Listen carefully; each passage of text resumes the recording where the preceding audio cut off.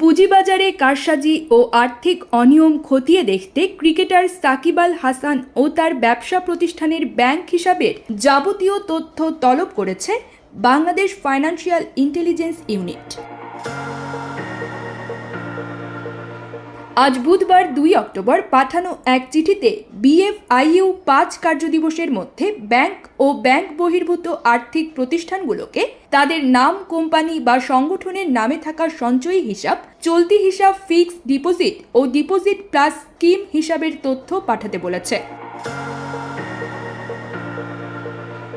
সাকিব ছাড়াও তার স্ত্রী উম্মে রোমান আহমেদ, আলোচিত শেয়ার ব্যবসায়ী আবুল খায়ের হিরুর বাবা আবুল কালাম মাতবর, হিরুর ভাই মোহাম্মদ বাশার, বোন কণিকা আফরোজ ও ব্যবসায়ী নাজমুল বাশার খানের ব্যক্তিগত ও ব্যবসা প্রতিষ্ঠানের ব্যাংক হিসাবের তথ্য চেয়ে ব্যাংকগুলোকে চিঠি দেয় BFIU।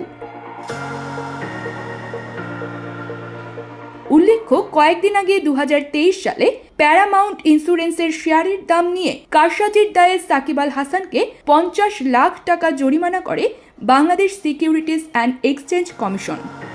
ক্রিকেটার ছাড়াও সাকিব আল হাসান মাগুরা 1 আসনের সংসদ সদস্য ছিলেন। সম্প্রতি তিনি টেস্ট ও T20 ফরম্যাট থেকে অবসরের ঘোষণা দেন।